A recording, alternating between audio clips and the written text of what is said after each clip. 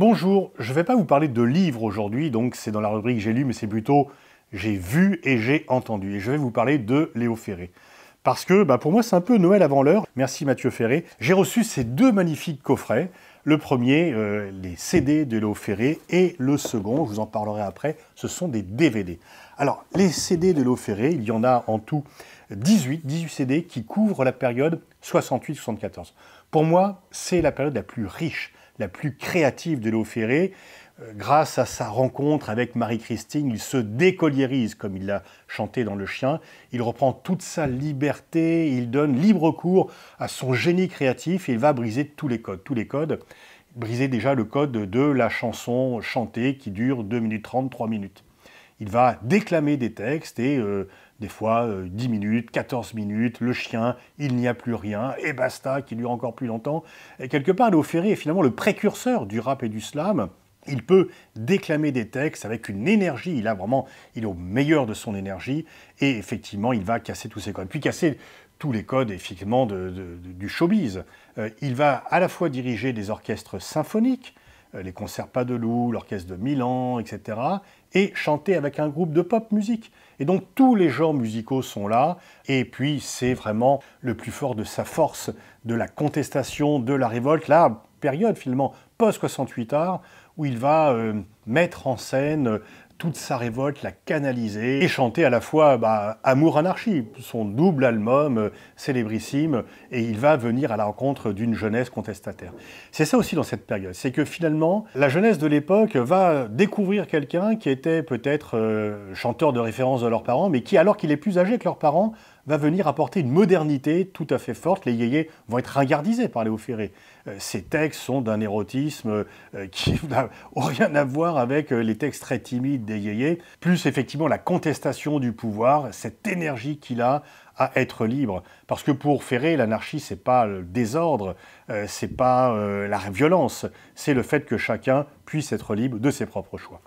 Alors, dans ce riche coffret, il y a des inédits de concerts qui n'avaient jamais été publiés. Merci Mathieu. Il y a aussi tous les disques de la période. Alors, disque un peu classique, et puis quand même là, ce disque, Léo Ferré 69, son concert à Bobino, où le Figaro protestait disant que la clique de Nanterre était devenue la claque de Bobino.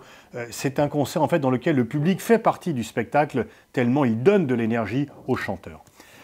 Amour Anarchie, ces deux albums mythiques, avec une petite parenthèse sur cette chanson, avec le temps, l'un des plus gros succès avec cet extra de Léo Ferré. Il l'envoie un peu tard. Léo Ferré racontait, il a écrit cette chanson en 1h30, il arrive, il était dans le Lot, et il dit à la sœur de Marie-Christine, « Oh voilà, j'ai cette chanson, j'ai écrit ma vie, mais j'aurais mieux fait de ne pas le faire. » Et puis il l'envoie finalement, et Barclay ne le met pas. Barclay ne le met pas dans le disque. Donc le disque paraît sans cette chanson, et puis en fait ils en font après un 45 tours, et c'est le succès immense, et du coup on va le mettre dans Amour Anarchie, et on va aussi faire un disque spécial, les chansons d'amour de Léo Ferré. Petite mention pour la chanson du mal-aimé, ce poème magnifique de Guillaume Apollinaire, mis magistralement en musique par Léo Ferré. Seul en scène, c'est toute l'énergie de Ferré en scène, il n'aimait pas trop cet album parce qu'il trouvait que le son était moins bon, mais voilà.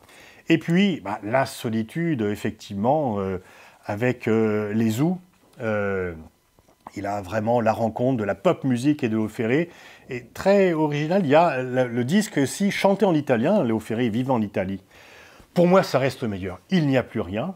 À l'époque, Maurice Fro et Paul Castagnier trouvaient que c'était un texte nihiliste, mais pour les adolescents de l'époque, c'était au contraire un texte bourré d'énergie, qui donnait vraiment une envie folle d'aller dehors, vraiment, et c'est tout à fait mobilisateur, bien au contraire. Et puis, l'espoir où on voit pour la première fois Mathieu, le fils de Léo Ferré, dont l'existence est rendue publique. Et puis, un disque tout à fait à part, et basta, texte parlé. Alors, bien sûr, il y a quand même Paco Ibáñez à la guitare et Marc Chantreau aux percussions, et Léo au piano.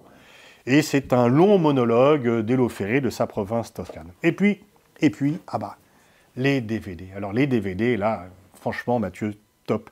56,92, il y a tout, presque tout, sauf pour des raisons de droit, le Grand Échiquier n'a pas pu être mis dedans. Mais il y a toutes les émissions, Discorama, etc.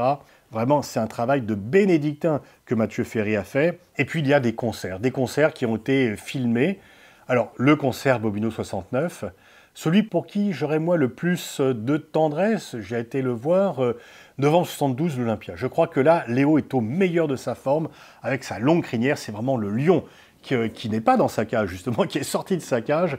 Et ce concert Olympia 72 reste pour moi une référence absolue. Et puis aussi 75, Palais des Congrès.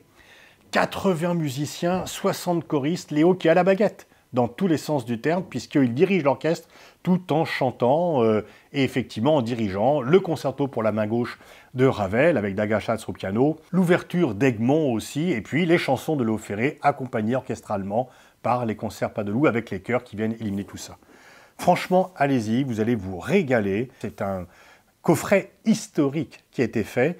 Et si vous n'avez jamais eu la chance de voir Léo Ferré en concert, eh ben, regardez, écoutez, vous allez en prendre plein les yeux.